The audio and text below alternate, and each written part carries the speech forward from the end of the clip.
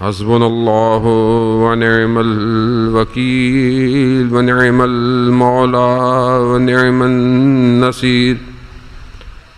أعوذ بالله من الشيطان الرجيم. بسم الله الرحمن الرحيم.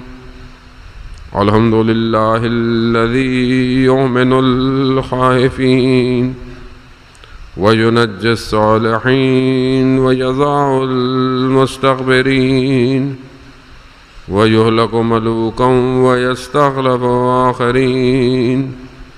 والصلاة والسلام على رسول ثقلين محبوب رب المشرقين والمغربين جد الحسن والحسين نبينا سيدنا بالقاسم محمد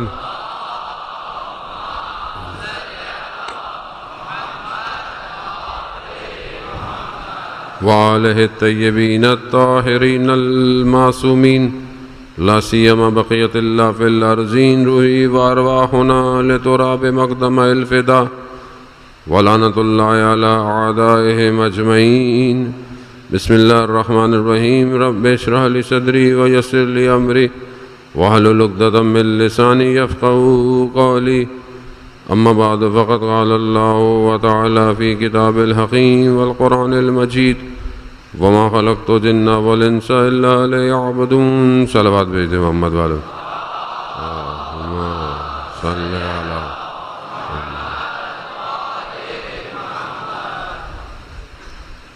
عزاداران سید الشہداء، ماہ محرم کا 7واں دن اور بہرحال چند دن کا مہمان ہے جو کربلا 2 کو کاروان اترا تھا. آج ان کا پانی بند ہو گیا ہے. کل سے جب آپ پانی پیجیے گا تو امام حسین کے بچوں کو یاد کیجیے گا. یقیناً آپ نے بھی پوری کوشش کی اور بہرحال ہم سے جو ہو سکا ٹوٹا پھوٹا ان ایام میں انجام دے رہے ہیں. ہر شخص اپنی پوری کوشش سے ماتم، جلوس، عزاداری کر رہا ہے اور ہو رہی ہے. ہمارا اصل ہدف ہی عزاداری ہے اور عزا ہی کے ذریعے سے ہمیں اپنے اندر محبت اہل بیت کو اجاگر کرنا ہے، نہ صرف اپنے اندر بلکہ دوسروں کو بھی اہل بیت کے قریب کرنا ہے. تبھی ہم محبان عزا کہلائیں گے. یہ بہت ضروری ہے کہ ہم عزاداری کرتے وقت یہ خیال رکھیں کہ خدا نخواستہ ہمارے کسی عمل سے کسی کو تکلیف نہ ہو. کوئی ایسا عمل نہ کریں کہ کوئی ہمیں دور سے دیکھے اور اسے اور ہمارے قریب آتا، عزاداری کے قریب آتا، مجلس کے قریب آتا، ہمیں دور سے دیکھے اور دور ہی ہو جائے. یہ ہماری ذمہ داری ہے، کیونکہ یہاں پر میں اپنے قریب نہیں کرنے آیا یا اپنے کسی کمپنی کے کسی کو قریب کرنے آیا ہوں یا آرگنائزیشن کے. یہ معاملہ الہی معاملہ ہے، یہ معاملہ ولایت کا معاملہ ہے. اگر آج کوئی خدا نہ خواستہ میرے کسی عمل سے مجلس سے اٹھ کے گیا تو کل میں سید الشہداء کو کیسے چہرہ دکھاؤں گا، کیسے دکھاؤں گا میں ان کو. تو اس لیے ہم کوشش کریں کہ بہرحال عزاداری کو بہتر سے بہتر منظم نظم کے ساتھ اور کسی کو ظاہراً تکلیف نہ ہو ایسا کوئی عمل نہ کریں. خاص طور پہ ان ایام اعزاء میں جہاں پر ضرورت ہے وہاں اتنا لاؤڈ اسپیکر یا جو جہاں ضرورت ہے جب مجلس ہے، اور باقی اس کے علاوہ میں ہم تھوڑا سا خیال رکھیں. کیونکہ دیکھیں یہ پیغام بشریت کی بقا کا پیغام ہے اور یہ بقا کا پیغام بہت منظم طریقے سے لوگوں کے اذہان تک منتقل ہونا چاہیے. دوسری طرف دشمن یہی چاہ رہا ہے کہ کسی طریقے سے اس پیغام کو روکو، نہیں رکتا تو خراب کر دو، تاکہ اب یہ روک نہیں رہے پیغام کو، تو کس طریقے سے یہ پیغام کسی اور طریقے سے گھومتا گھماتا ہوا کچھ ایسا ہو جائے کہ جس سے لوگوں کو فائدہ نہ ہو. یہی انہوں نے کوشش کی اور وہ یہ کوشش کرتے ہیں. کیونکہ دیکھیں دشمن گھبراتا ہے کہ ماہ محرم آتا ہے، لباس سیاہ ہو جاتے ہیں، ہر جگہ جلوس ہوتے ہیں، ہر جگہ ماتم ہوتا ہے، ہر جگہ جو ہے وہ سبیلیں لگی ہوئی ہیں، ٹی وی بھی سارے شیعہ ہو جاتے ہیں، سارے ٹی وی شیعہ ہو جاتے ہیں، ایسا لگتا ہے سب شیعہ ہیں. کیوں؟ بہرحال ان کو اپنے حساب سے کسی کو ہمدردی بھی ہوتی ہے، کچھ چاہتے بھی ہیں، اور کچھ لوگوں کو ریٹنگ بھی چاہیے ہوتی ہے کہ بہرحال. لیکن دشمن یہی خوف کھاتا ہے کہ ہم اتنی کوشش کرتے ہیں مگر یہ پھر ماہ محرم کے چاند کے ساتھ یہ سب پھر ابھرنا شروع ہو جاتے ہیں. وہ پوری کوشش کرتا ہے کہ کسی طریقے سے معاشرے میں نفرت ڈالی جائے اس مکتب کے خلاف، مگر پھر محرم آتا ہے اور پھر لوگ جوک در جوک. تو اب یہ ہماری بڑی ذمہ داری ہے کہ ہم ممبر سے، نوحے سے، مرثیے سے کوئی ایسی بات نہ کریں کہ جس سے دوسرے مکتب کا آدمی اگر مجلس میں بیٹھا ہو تو وہ اہل بیت سے دور نہ ہو. عزیزان محترم یاد رکھیے گا، اگر ہم نے کسی شخص کو دور کیا، اس کو ہم نے اپنے آپ سے دور نہیں کیا، اسے ہم اہل بیت سے دور کر رہے ہیں. جبکہ مولا متقیان حضرت علی ابن ابی طالب علیہ السلام اللہم صلی علی محمد جذب کرتے تھے، لوگوں کو اپنی طرف کھینچتے تھے، چاہے کوئی بھی ہو، کسی بھی فرقے کا ہو، کسی مذہب کا ہو، کسی اس کا ہو. آپ کے سامنے مولا کی زندگی ہے. کتنے نصیری ہیں، وہ نصرانی ہیں اور وہ مسیح ہیں، یتیم ہیں، مگر امام یہ نہیں دیکھ رہے کہ کون ہے. امام جا رہے ہیں ان کے گھروں میں، ان کے بچوں پہ سر پہ ہاتھ رکھ رہے ہیں. کیسی شخصیت ہے کہ ہر آدمی کھنچ رہا ہے امام کی طرف، ہر آدمی کھنچتا ہے. لیکن یہ بھی ایک بہت بڑا المیہ ہے کہ جرداق مسیح کے، جس کا میں نے آپ کو ذکر کیا کہ جس نے امام علی پر کتاب لکھی، وہ کہتے ہیں کہ میں نے یہ واحد تاریخ انسانیت کا شخص دیکھا کہ عام آدمی جب مر جاتا ہے تو اس کے دشمن کم ہو جاتے ہیں، مگر یہ وہ واحد مظلوم ہے کہ جس کے مرنے کے بعد اس کے دشمنوں میں اضافہ ہو رہا ہے. کیوں ہو رہا ہے؟ کیوں ہو رہا ہے؟ یہ مہم ہے کہ کیوں ہو رہا ہے. کیوں؟ کیونکہ یہ ہستی وہ ہستی ہے کہ جب بھی اس کا ذکر کیا جائے گا یا اسے کہیں نہ کہیں شامل کیا جائے گا، باطل خود بخود چھٹنا شروع ہو جاتا ہے. باطل چھٹنا شروع ہو جاتا ہے. کیوں خوف ہے لوگوں کو آج بھی امام علی سے؟ کیوں خوف ہے؟ اس وقت ان کو خوف تھا، اور یہ خوف کربلا میں یہی تو تھا خوف کہ خود امام حسین علیہ السلام ارشاد فرماتے ہیں، درود بھیج دے محمد اللہم صلی علی محمد. تو امام کیا فرماتے ہیں کہ اصل ان کے دلوں میں میرے بابا کا بغض ہے، بغض علی تھا. کیوں؟ کیونکہ ان کے آباء و اجداد کا ہر ایک شخص کوئی بدر میں، کوئی احد میں، کوئی خندق میں کٹا ہوا تھا. ان کو وہ بغض تھا. مگر کیا اور لوگوں نے نہیں مارا ہوگا؟ اور لوگوں کی تلواریں نہیں چلی؟ پتہ نہیں چلی کہ نہیں چلی، ہمیں تو نظر نہیں آتی. ہم نے تو تاریخ میں جب بھی دیکھا، چاہے وہ بدر ہو، چاہے وہ احد ہو، چاہے وہ خندق ہو، چاہے وہ خیبر ہو، ہم تو جب بھی تاریخ میں نظر ڈالتے ہیں ہمیں تو ایک ہی تلوار چلتی ہوئی نظر آتی ہے.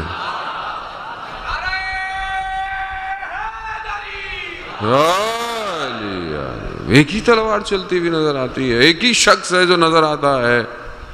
چاہے وہ دشمن کے سر کے 2 ٹکڑے کرنے ہوں، چاہے وہ در کو اکھاڑنا ہو، چاہے وہ احد میں رسول کے گرد گھومنا ہو، چاہے وہ خانہ کعبہ میں جا کر بتوں کو گرانا ہو. ایک ہی شخص ہے. خوب یہ شخص خود نہیں ہے کہ میں خود، نہ اصل خود تو وہاں، خود ہی تو وہاں ہے ہی نہیں. وہاں تو ایک ہی صدا ہے، مولا یا مولا انت المولا انا العبد. وہاں تو یہ صدائیں ہیں، کیونکہ جو خدا کی ذات میں اپنے آپ کو فنا کر دیتا ہے، خدا اسی کی ذات کو پورے تاریخ میں جو ہے وہ چھا دیتی ہے. اب جتنا بھی ہم کوشش کر لیں اسلام کی تاریخ سے ہم حضرت علی کو نہیں ہٹا سکتے. اب گھبراہٹ یہی تھی کہ اب علی تو نہیں ہٹ رہا تو اب کیا کریں، پلیس چینج کر دیں، تھوڑی پلیسمنٹ چینج کرتے ہیں. نہیں مانتے ہیں، ہم بھی مانتے ہیں، ہم بھی مانتے ہیں، ہم بھی مانتے ہیں علی کے ہاں نہیں ہوتا، صرف علی کو مانتے ہیں. علی کیا چاہیے، صرف علی کو ماننا ہے تو علی کو چاہیے. ہاں حضرت یہ معاملہ ولایت کا ہے. خوب حدود الہی کو اسلام معین کرتا ہے، حدود ہیں، یہ نہیں کرنا، یہ کرنا ہے، یہ بارڈر ہے، اس سے آگے آپ کام انجام دیں گے اللہ کی حد جاری ہو جائے گی. یعنی آپ نے خدا نخواستہ کسی کو قتل کر دیا، کسی کو تکلیف دے دی، یہ آپ نے اللہ کی حدود کو توڑ دیا، اب آپ کو سزا خدا کہتا ہے کہ دینی ہے. لیکن خدا زبردستی نہیں کہہ رہا کہ آپ یہ کام کریں. ہاں عالم میں جتنی مخلوقات ہیں ان کے لیے، چاہے وہ آسمان ہو، چاہے وہ زمین ہو، چاہے وہ پانی ہو، چاہے وہ درخت ہو، چاہے وہ پتے ہوں، ان کے تکوین میں ہے کہ وہ ذکر خدا کریں گے. اب خود امام علی کہتے ہیں کہ جتنی موجیں ہیں، جتنی ان کی تعداد ہے، سب لا الہ الا اللہ کر رہی ہیں. جتنے پتے ہیں، جتنے درخت ہیں، سب کیا ہیں، لا الہ الا اللہ کر رہی ہیں. جتنے پتھر ہیں، جتنی موجودات ہیں، جتنے جماعت، سب خدا کا ذکر کر رہے ہیں، انہوں نے کرنا ہے.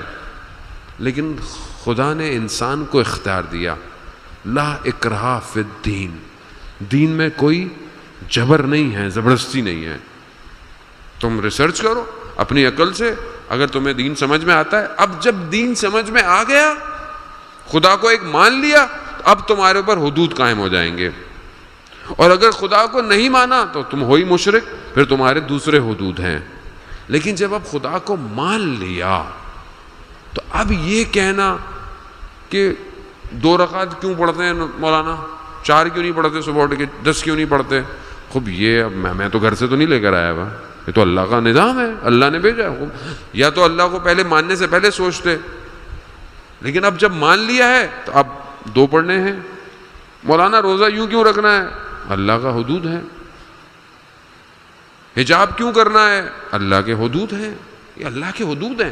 یہ آپ یہ بعض اوقات ہوتا ہے نا، کوئی انسان ان حدودوں کو توڑتا ہے تو یہ کسی سے مقابلہ نہیں کر رہے. اگر کوئی بچی غفلت کے اندر اپنے ماں باپ کی بات نہیں سنتی اور حجاب نہیں کرتی تو یہ اپنے ماں باپ سے مقابلہ نہیں کر رہی ہے، یہ اللہ کے حدودوں کو توڑ رہی ہے. دل کا حدود اللہ، اللہ کے حدود ہیں، یہ توڑ رہی ہے. کس کے مقابلے میں آ رہی ہے، اللہ کے مقابلے میں آ رہا ہے. اگر خدا نخواستہ میں کوئی حرام کام کر رہا ہوں، میں اللہ کے جو حدود ہیں ان کو توڑ رہا ہوں. کس کے مقابلے میں آ رہا ہوں میں، خدا کہہ رہا ہے یہ نہیں کرو، خدا کہہ رہا ہے یہ کرو، خدا کہہ رہا ہے احترام کرو، خدا کہہ رہا ہے یہ واجب ہے، یہ حرام ہے، یہ چھوڑ دو. اب بعض اوقات کہتے ہیں بعض لوگ کہ مولانا صاحب کوئی وظیفہ دے دیں، کوئی تسبیح دے دیں. ہم لوگوں کو بھی تو عادت ہے نا وظیفوں کی، عاملوں کی، اور ہمارا معاشرہ بھی زیادہ ان چیزوں سے اٹریکٹ ہوتا ہے. بابے کے پاس جانا ہے، عامل کے پاس جانا ہے، تو عادت ہے کہ مولانا آیت اللہ بہجت کی خدمت میں بھی شخص آیا کہ کوئی مجھے وظیفہ دے دیں.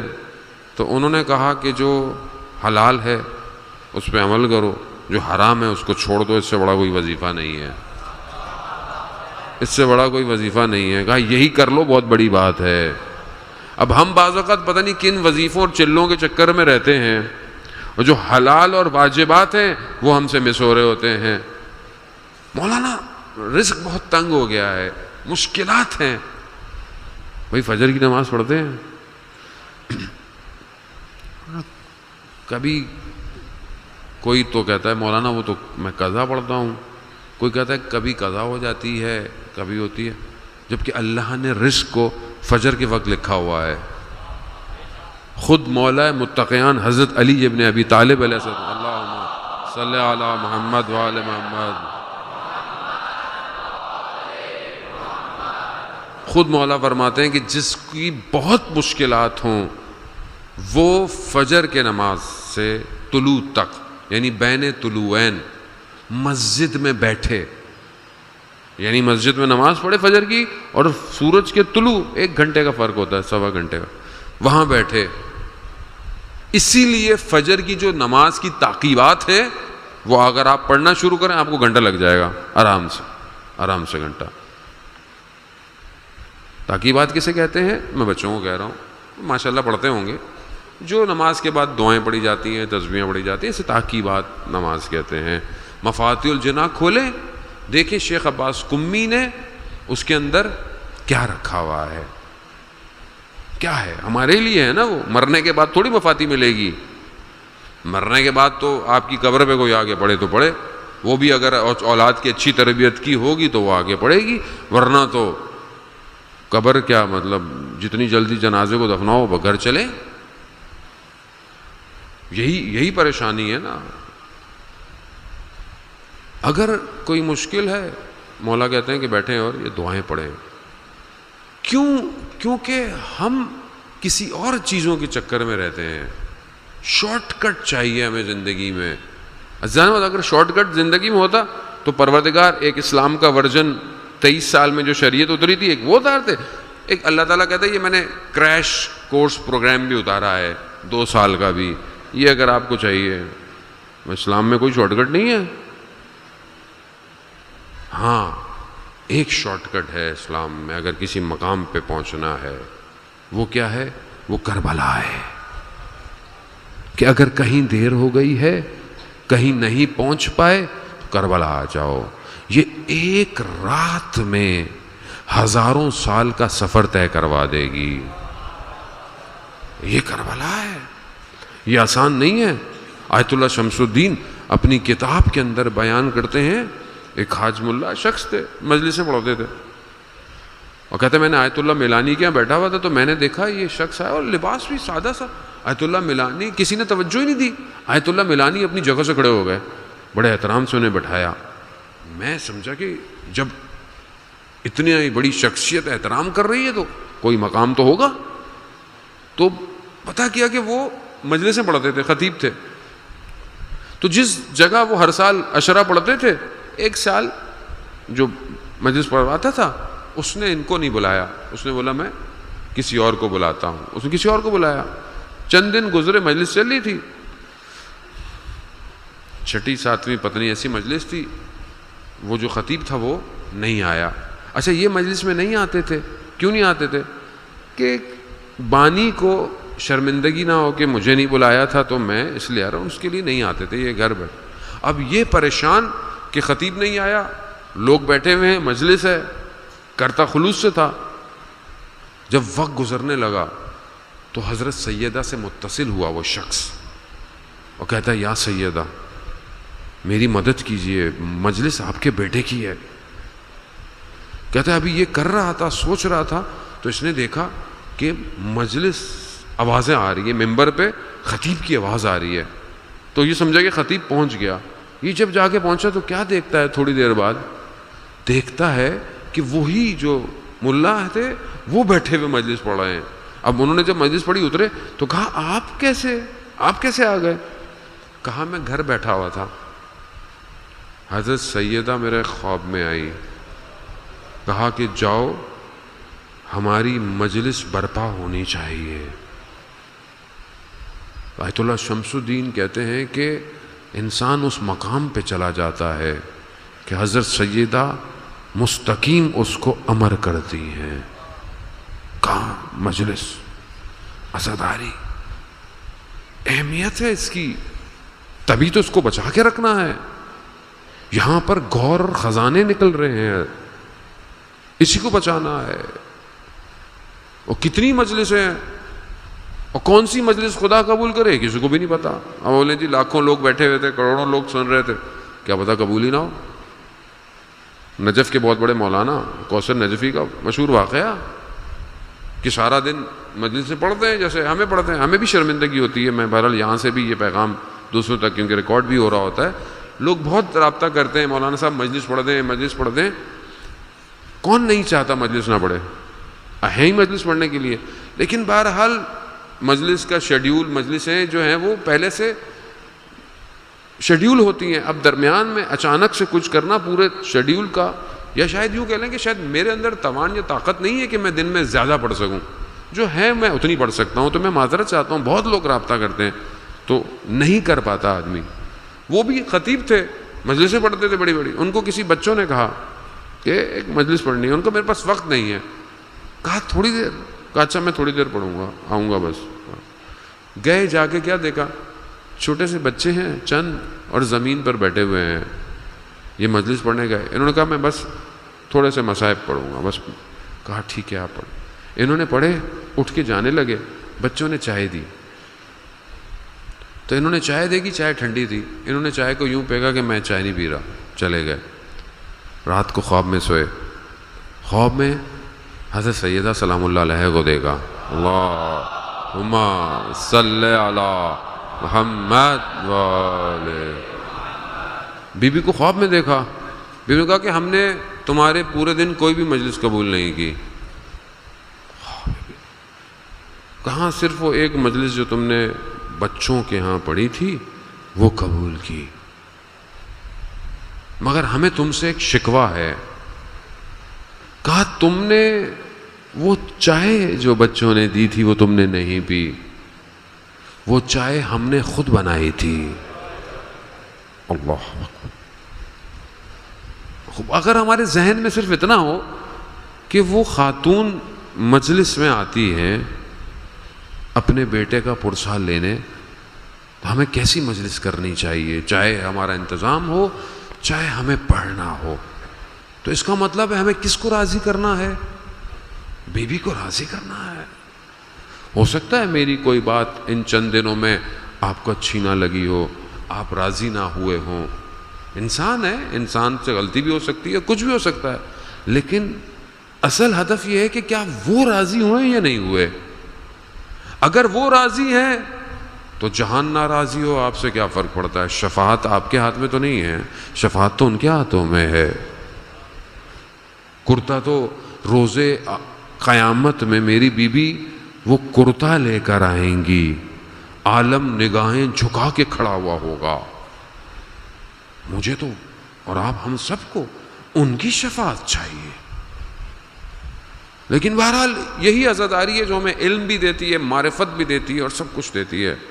عزیزان محترم, امام کی معرفت بہت ضروری ہے. اب اگر یہ حدود الہی کو جو خدا نے معین کیا ہے اگر میں اس کو نہیں بچاؤں گا تو گویا میں دین کو نہیں رکھا. امام حسین کربلا آئے اس لیے. اچھا ایسا نہیں تھا کہ اس زمانے میں کچھ لوگ عمل نہیں کرتے تھے, نہیں. اگر ایک شخص دین پہ عمل نہ کرے, خود نہ کرے, خود نہ کرے, اپنا نقصان کر رہا ہے. لیکن اگر اس حدود الہی کے مقابلے میں دوسرے حدود آ جائیں, دوسرا سسٹم آ جائے اور ایک شخص ایسا آ جائے جو ایسی فضا قائم کر لے جہاں پر آپ اللہ کے حدود ادا نہ کر سکیں, تو وہاں پر پھر آپ خاموش نہیں بیٹھ سکتے. کم از کم خدا کا نمائندہ خاموش نہیں بیٹھ سکتا تھا. کیوں؟ کیونکہ ایسی فضا قائم کی جا رہی تھی جس میں اللہ کے حدود نظام میں توڑے جا رہے تھے. حاکم شراب خور, حاکم فاسد. حاکم جب فاسد ہو جائے, حکومت نظام جب اسلام کا فاسد ہو, جو کہ وہ ظاہر میں ہے, تو آپ لوگوں سے کیا توقع رکھیں گے؟ یعنی گویا ایسا نظام قائم کیا جا رہا تھا کہ جو اسلام کو ختم کر دے گا آہستہ آہستہ. یعنی ایسی شکل اسلام کی آئے گی کہ جو اصل اسلام ہوگا ہی نہیں. اور پیچھے کون ہے؟ پیچھے ابلیس ہے. اور ابلیس نے کیا کیا؟ کرسچینٹی کے ساتھ بھی کیا کیا اس نے بھی, وہاں پہ بھی اس نے آلٹرنیشن دی, چینج ہو گیا. ہر مذہب کے ساتھ اس نے یہی کیا, یہاں پہ بھی اس نے یہی کیا. پوری طاقت لگائی, 50 سال 50 سال رسول کو گئے ہوئے، اور ایسا شخص آ کر اس مسند پہ بیٹھ گیا اور لوگ خاموش خاموش، کچھ نہیں کہہ رہے. یہ المیاں تھا. اس شخص کا مسئلہ وہ کچھ بھی کرتا رہتا اپنی زندگی میں، نہیں، یہ خاموش تھے. امت خاموش تھی. حدود الہی ٹوٹے جا رہے تھے، توڑے جا رہے تھے. مرز سرحدوں کو اسلام کی تار تار کیا جا رہا تھا اور امت خاموش بیٹھی ہوئی تھی. خاموش، کوئی کچھ نہیں کہہ رہا. اب اگر نظام کو، اور اگر آپ یوں کہیں کہ عزاداری کے حدود کو اگر توڑا جا رہا ہو، عزاداری کو کسی اور رخ پہ موڑا جا رہا ہو، اور ہم خاموش بیٹھے رہیں گے، بیٹھے رہیں گے خاموش.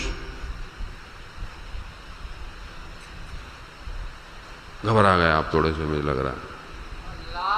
اللہم صلی علی محمد وآل محمد.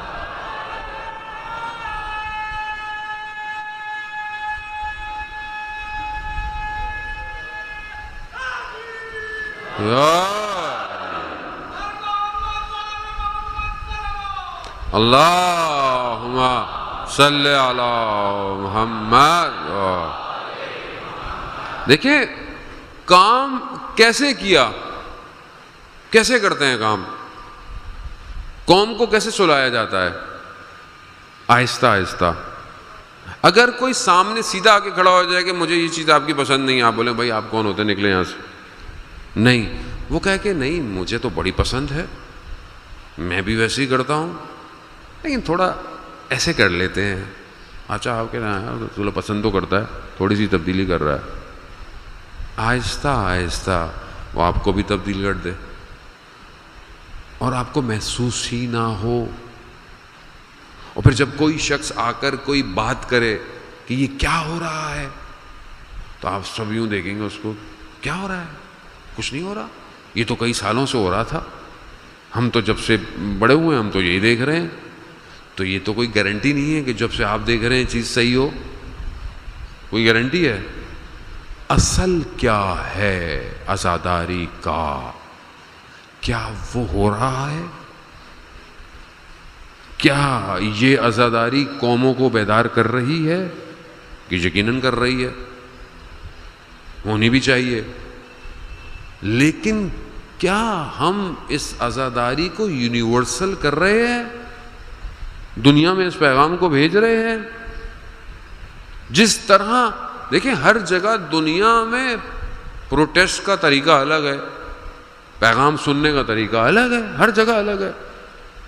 ہمارے یہاں الگ طریقہ ہے، ہم جلوس نکالتے ہیں، ماتم نکالتے ہیں، شبی نکالتے ہیں، یہ ہمارا طریقہ ہے. یہ برصغیر باغ و ان کا طریقہ ہے، خوب یہ طریقہ ہے. اس طرح آپ عراق جاتے ہیں، آپ وہاں پر کچھ چیزیں دیکھتے ہیں جو آپ کو سمجھ میں نہیں آتی ہیں کہ یہ عراقی کیسے کر رہے ہیں.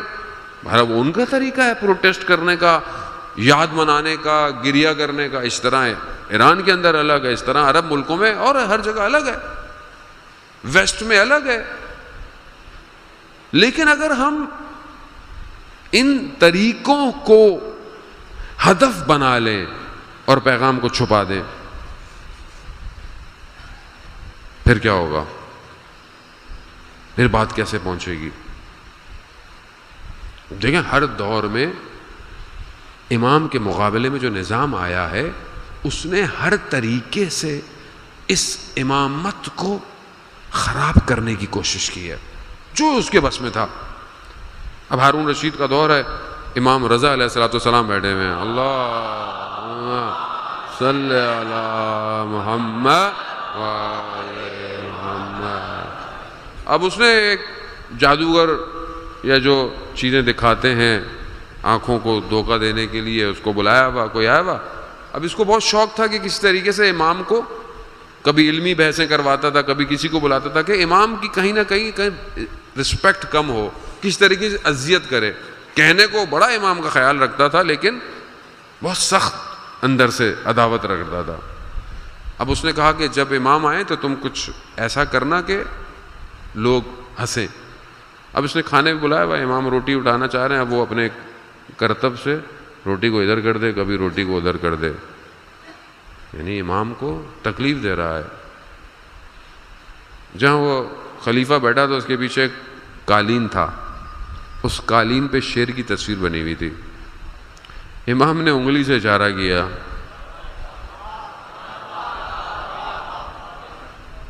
اچھا ہم سنتے تو ہیں یہ بات, لیکن تھوڑا سا اس کو سمجھیں بھی صحیح کہ امام کس عالم سے اس شیر کو یہاں بلا رہا ہے,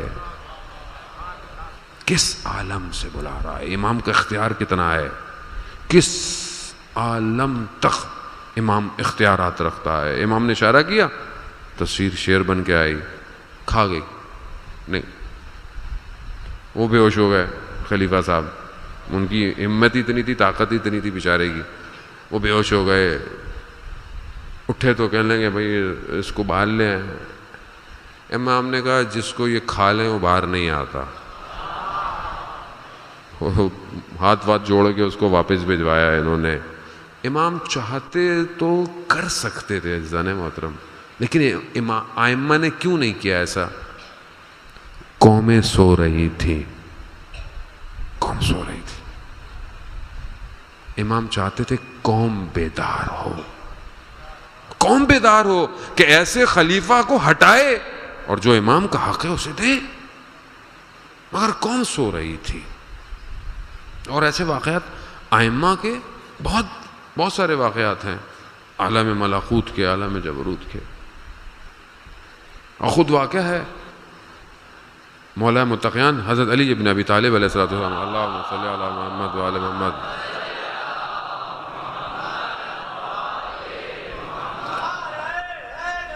یا علی یا علی یا علی مدد حق.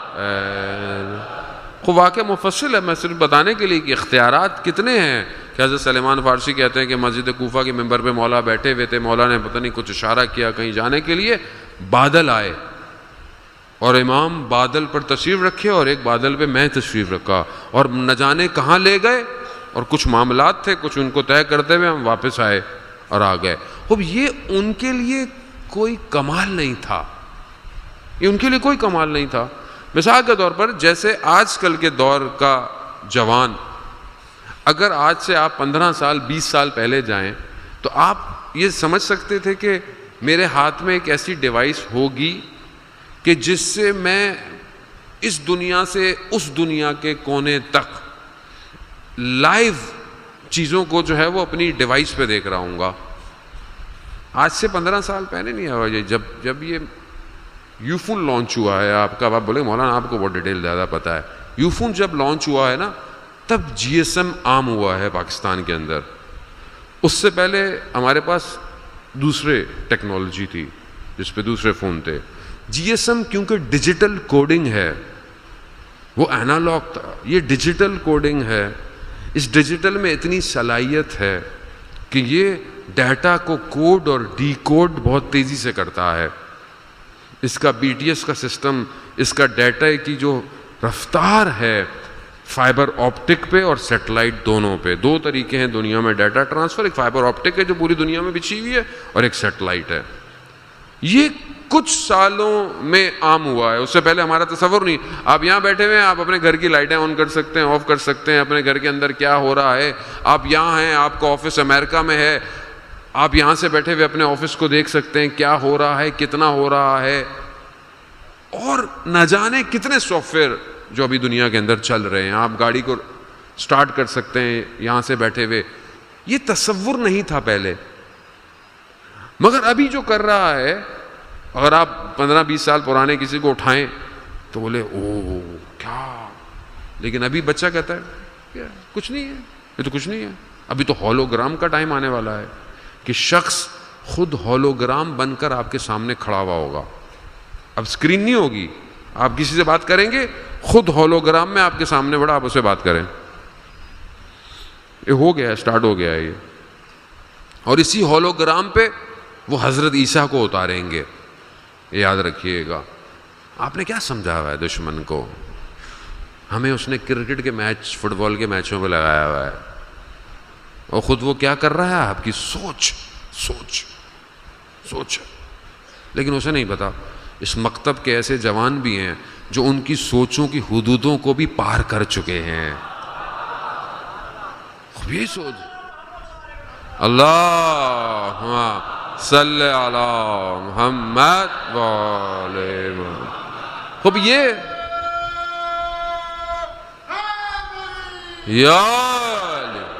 اب یہ ائمہ کے لیے ان کے اختیارات اتنے تھے، اب یہ ان کے لیے کوئی چیز تھی نہیں. تبھی تو مولا متقیان کہتے ہیں پوچھ لو مجھ سے جو پوچھنا ہے، میں زمین سے زیادہ آسمان کے راستوں سے واقف ہوں. اب لوگ یہیں پوچھتے رہے پتہ نہیں بال کتنے ہیں، یہ کتنے ہیں، وہ کتنے. معرفت، اچھا ہم یہ سوچتے ہیں ہم ہوتے تو پوچھتے، معاف ایسا کبھی نہ بولے آدمی. ہم آج جو ہمیں نہیں پتا ہم نے کیا پوچھنا ہے. ہم بھی ہوتے اس زمانے میں، خدا نہ خواستہ ہم بھی ویسے ہی ہوتے. لیکن امام کہہ رہے ہیں پوچھو مجھ سے، میں آسمان کے راستوں سے واقف ہوں. اب یہ راستے آسمان میں کہاں ہیں، کیسے ہیں؟ تو آج دنیا نے اتنے ٹیلیسکوپوں کو جمع کر کے بڑی مشکل سے بلیک ہول کی تصویر کھینچی ہے. بڑی مشکل سے بلیک ہول کون سے؟ وہ ہول ہیں جو اسپیس میں ایک مقام سے دوسرے مقام پر جانے کے لیے ہیں. اب کیا ہیں، کیسے ہیں، یوٹیوب پہ پڑھ لیجیے گا، تھوڑا سن لیجیے گا. کتنی محنت کر کے اتنے سائنٹسٹوں نے مل کے اتنے سالوں بعد اس کی تصویر کھینچی ہے. اب اور صرف تصویر کھینچی ہے، ابھی کیا ہوگا، کیسے ہوگا، جائیں گے کیسے، یہ نہیں پتا. یہ ایک عالم، ایک گلیکسی، اس کے بعد کتنی گلیکسیاں، کتنا اسپیس ہے، کیا ہے کسی کو. اور امام کہہ رہے ہیں میں زمین سے زیادہ آسمان کے راستوں سے واقف ہوں. یہ امام کا جملہ ہے، کسی خطیب کا جملہ نہیں ہے.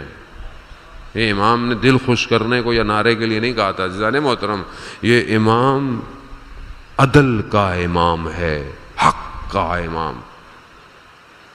یہی وجہ ہے کہ جب رسول خدا معراج پہ گئے ہیں تو ان کا جانا کتنے سال لگ گئے، مگر دنیا میں کتنی دیر لگی تھی؟ صرف ان کے دروازے کی کنڈی کھٹک رہی تھی، بستر گرم تھا. تھوڑے سے عرصے میں اتنا لمبا سفر طے کر کے آ گئے. ہمیں کیا ہونا چاہیے؟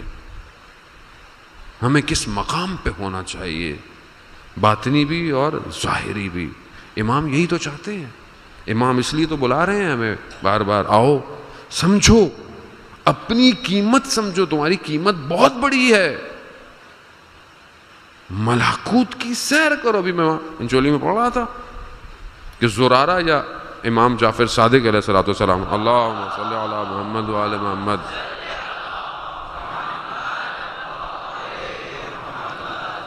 ائمہ کے صحاب کے بھی مراتب تھے، الگ الگ تھے. عالم زرارہ کے بارے میں زرارہ نے کہا کہ جامع کوثر کے بارے میں، کوثر کیسا ہے مولا؟ امام نے کہا پینا چاہتے ہو؟ ہاں مولا پینا چاہتا ہوں. کہا چلو، پکڑا، کہا آنکھیں بند کرو. چند قدم چلے، کہا آنکھیں کھولو. اب اس نے آنکھیں کھولی، کیا دیکھتا ہے؟ سفید سے زیادہ، دودھ سے زیادہ سفید اور یاقوت سے زیادہ سرخ نہر بہہ رہی ہے. اطراف میں سبزہ اور حوریں. امام نے اشارہ کیا کہ ایک ظرف میں کوثر لایا جائے. کوثر لایا گیا، صحابی کو دیا، اس نے پیا. کہتا ہے میں نے زندگی میں ایسا شربت نہیں پیا تھا. امام اسے کہتے ہیں یہ مومن کی کم سے کم قیمت ہے. یہ جو قیمت ہے یہ کم سے کم مومن کی قیمت ہے. امام نے یہ امام. اور مجھے علامہ امینی یاد آ گئے کہ علامہ امینی جنہوں نے کتاب غدیر لکھی، کہ جو بہت بڑے عالم ہیں، جو امام مولا متقیان کے بارے میں ساری فضیلتیں، شعر سب کو جمع کیا اور 40 سال میں یہ کتاب لکھی انہوں نے مولا متقیان پہ. 40 سال میں ان کا انتقال ہو گیا. ان کا بیٹا کہتا ہے کہ میں نے خواب میں اپنے والد کو دیکھا کہ قیامت کا محشر ہے, لگے ہوئے ہیں لوگ, قطار قطار کھڑے ہوئے ہیں اور جنت کی طرف جا رہے ہیں.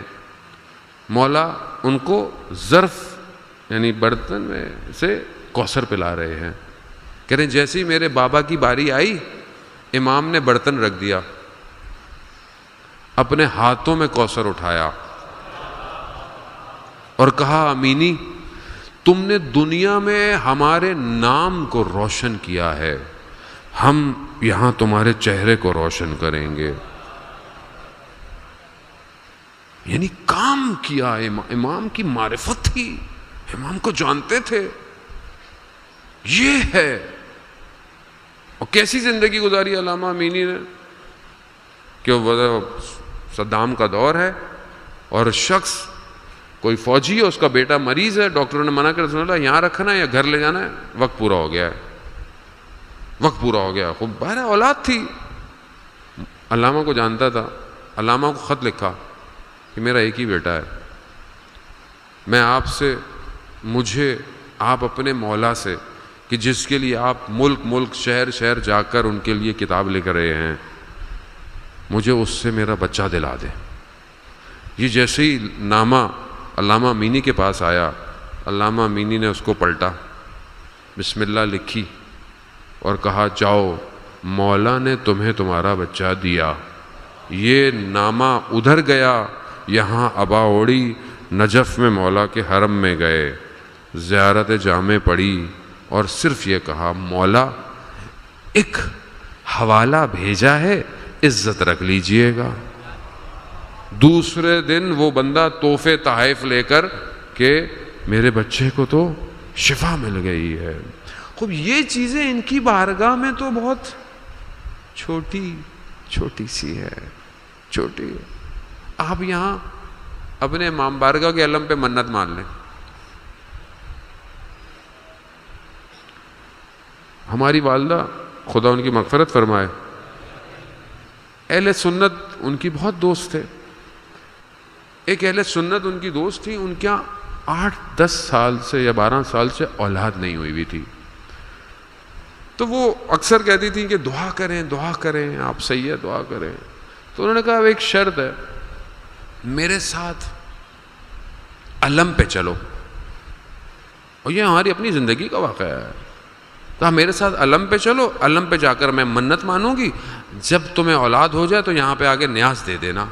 سادہ, جتنی ان کی معرفت تھی, عشق تھا, جتنا ان کی جانتی تھی, ان کو پتا تھا کہ اس درس سے کوئی خالی ہاتھ گیا نہیں. اور عزیزان محترم زندگی میں گواہ رہے, ایک نہیں 4 بیٹے دیے عباس نے ان کو, 4 بیٹے. یہ تو آپ یہاں مانگ لیں, وہاں تو معاملہ ہی کچھ اور ہے. ان کو دینے میں کوئی مشکل نہیں ہے. کمال یہ ہے کربلا لینے کا نام نہیں, کربلا دینے کا نام ہے. مولا آپ نے تو بہت کچھ دیا, میں کیا دوں آپ کو؟ یہی ہے نا مقام کربلا کا.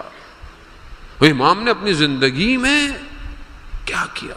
خوب آج آپ شبیہ تابوت, اس کی شبیہ تابوت ہے کہ جو امام حسن کا لاڈلا ہے.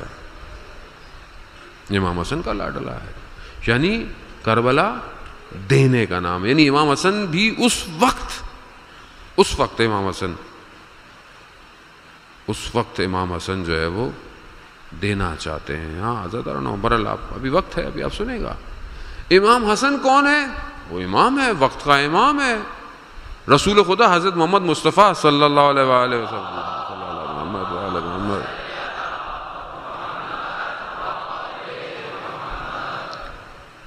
رسول خدا فرماتے ہیں اگر عقل کو مجسم کیا جائے اور جسم کی حالت میں دیکھا جائے تو وہ حسن ہے. کتنی بڑی ہے عقل. عقل سب چیزوں کو کنٹرول کر رہی ہے انسان کے. اگر عقل مجسم ہو تو حسن بنتا ہے. یہ ہے امام حسن. امام حسن نے اپنی زندگی کیسی گزاری؟ 10 سال امام کی امامت ہے. 10 سال میں اگر کوئی امام حسین سے یہ پوچھتا کہ آپ کا امام کون ہے، تو امام حسین کہتے امام حسن میرے امام ہیں. یعنی جو حسین کا امام ہو اسے حسن کہتے ہیں. یہی تو خوبی تھی کہ نہ امام حسن کو حسین جیسا بھائی ملا، نہ حسین جیسا حسن کو بھائی ملا. حسن کو بھائی ملا. خوب بچپن کا واقعہ ہے نا دونوں کا، کیونکہ بہرحال وقت نہیں ملتا نا امام حسن پہ گفتگو کرنے کے لیے، اس لیے میں تو کہ ہم ذکر کریں مولا کا بھی اپنے، کہ یہ نہ ہو کہ امام حسن یقیناً نہیں ایسا کہتے ہوں گے، لیکن بہرحال ہم ناقص ذہن ہیں کہ ایک بیٹے کا اتنا ذکر ہے اور دوسرے کا ذکر کیسا ہے. ایسا نہیں ہے، دونوں امام ہیں. رسول خدا کہتے ہیں قیاماً و قعوداً، چاہے کوئی کھڑا ہو چاہے کوئی بیٹھے، دونوں امام ہیں. یہ ہماری کم علمی اور غلطیاں ہیں کہ جو اس کو ہم صحیح طرح نہیں کر سکتے. بچپن کا واقعہ ہے، دونوں میں آپس میں مختلف جو ہے وہ حضرت سیدہ اپنے بچوں کی تربیت کر رہی ہیں، چیزوں کے مختلف، نماز سے، کبھی وضو سے، کبھی کچھ تربیت کر کے دونوں کو عطا ہو رہا ہے، دونوں کو چیزیں مل رہی ہیں. دونوں کو جو ہے وہ کسی نہ کسی مقابلے میں کبھی نہ کبھی کچھ کرنا پڑتا ہے. عجیب گھرانہ ہے یہ. یہاں بچپن سے وہ مقامات ہیں جسے ہم درک نہیں کر سکتے. احترام ایک بھائی کو دوسرے بھائی کا بہت زیادہ ہے، اور یہ اس وقت نظر آیا کہ جب امام حسن کا آخری وقت آیا. امام حسن مدینہ میں زہر کی شدت جگر کے کلیجوں کو الٹ رہی ہے. سب جمع ہیں.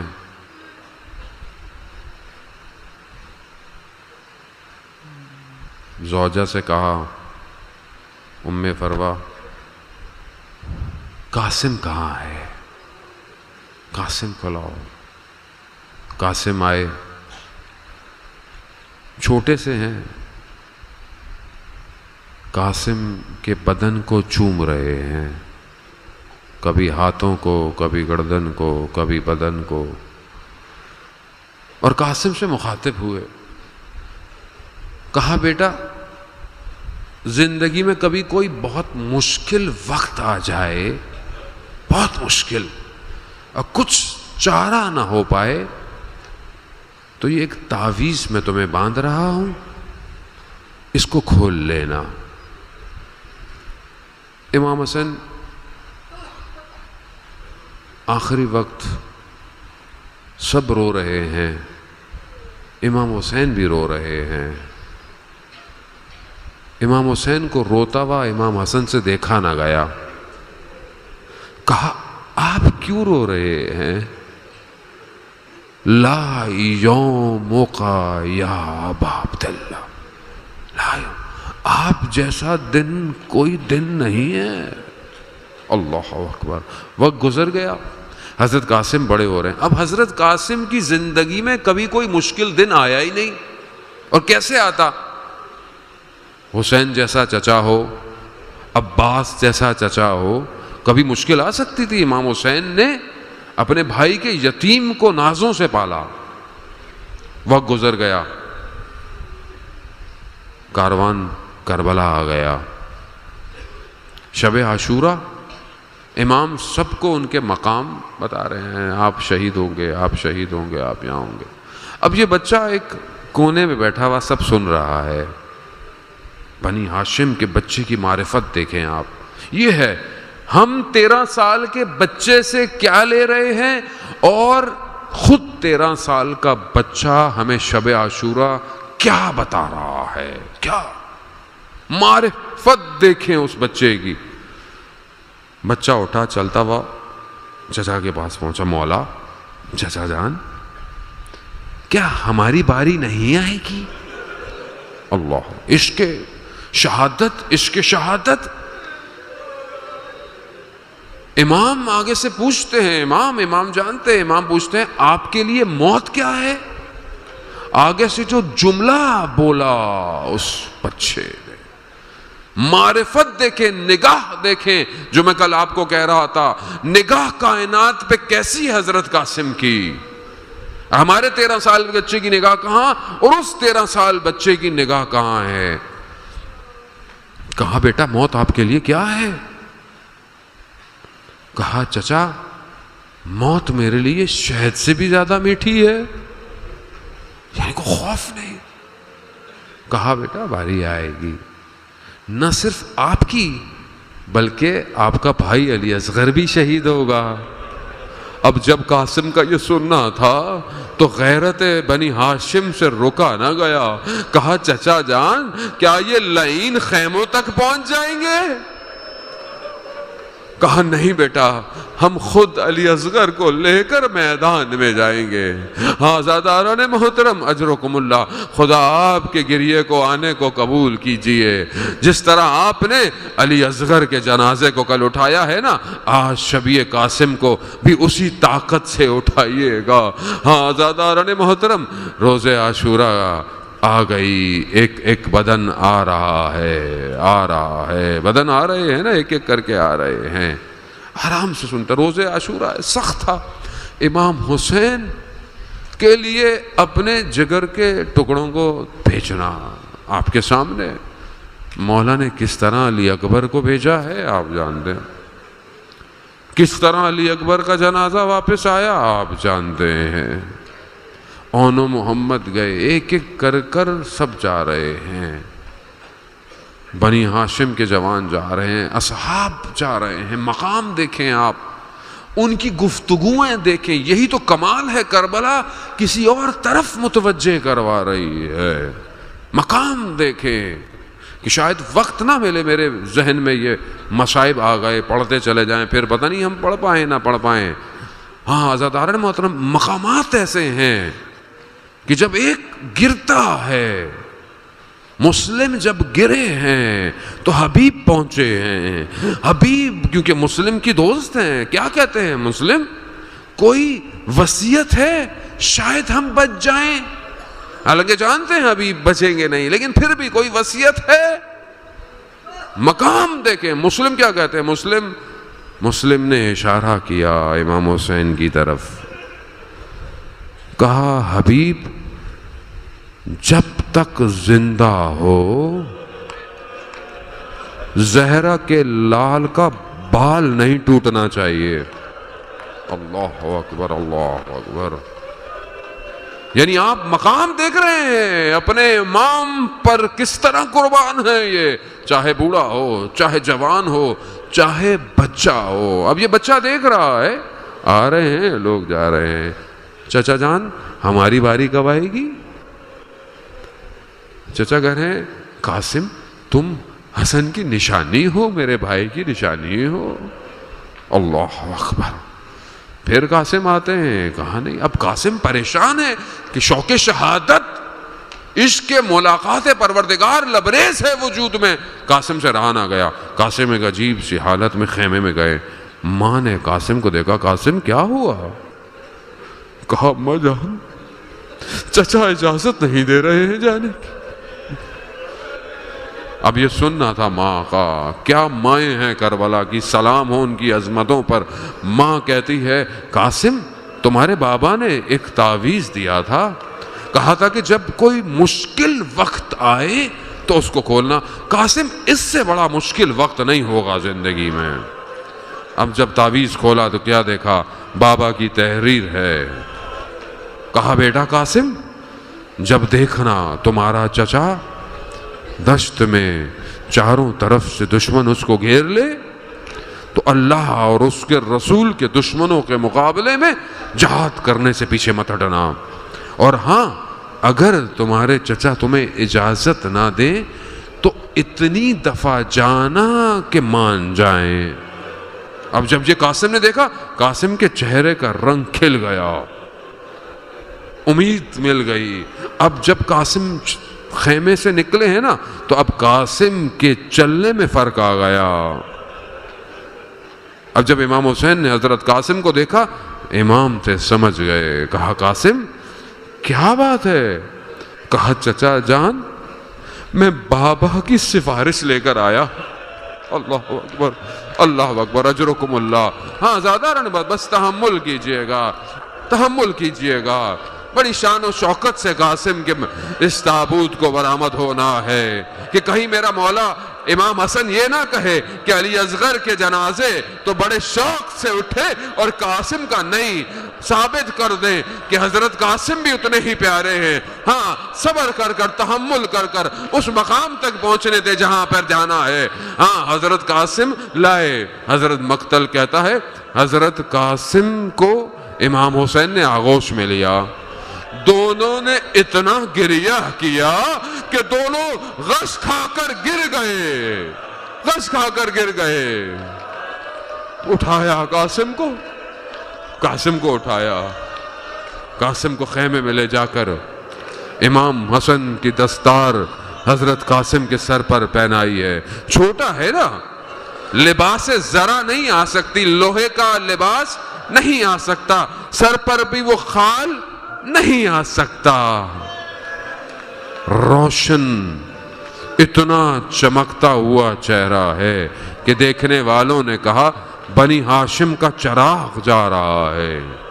سوار ہوا، حسن کی اولاد ہے، دشمن پہ ویسے وار کیے کہ ایک ایک کر کر کئی کو نابود کیا، واصل جہنم کیا، مگر دشمن بڑا مکار، سامنے سے نہیں آ سکتا تھا، پشت سے تلوار نکالی اور قاسم کے سر پر تلوار کو چلایا۔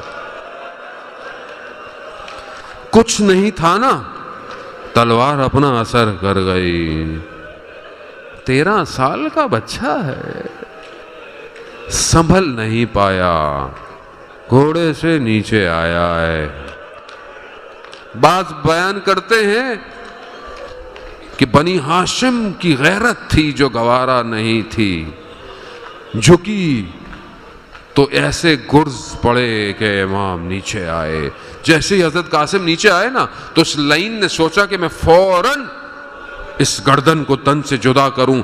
امام دیکھ رہے ہیں، امام نے تیزی سے اپنی سواری کو دوڑایا اور اس لائن کے ہاتھ کو کاٹ دیا۔ اب اس نے شور مچایا، بچاؤ مجھے بچاؤ۔ اس شور نے دشمن کے لشکر میں بھگدڑ مچ گئی۔ سن سکیں گے؟ حضرت قاسم زمین پر ہیں، ادھر کے گھوڑے ادھر، ادھر کے گھوڑے ادھر۔ اب جب دھول چھٹی ہے تو قاسم کے بدن پر گھوڑوں کی ٹاپوں نے بدن کو پامال کر دیا تھا۔ مقتل کہتا ہے قاسم کو جب اٹھایا ہے نا مولا نے تو قدم ہیں جو زمین پر لکیر مار رہے ہیں۔ ہاں آزادارن بس آخری منزل بس رونا آئے تو روتے رہیے گا۔ بدن خیموں پہ پہنچا ہے، روز عاشورہ گزری ہے۔ روز عاشورہ گزرنے کے بعد، عصر عاشورہ کے بعد کچھ بیبیوں نے صدا سنی، کوئی آواز آ رہی ہے۔ کہا کیسی آواز ہے؟ کہا گھوڑوں کی نالوں کو تیز کیا جا رہا ہے۔ اللہ اکبر۔ شاید کوئی آواز آئی ہو کہ ام فروا کو نہ پتا چلے۔ کیوں؟ کہا کہ یہ وہ بدن ہے جو دوسری دفعہ پامال ہونے جا رہا ہے۔ ہائے قاسم!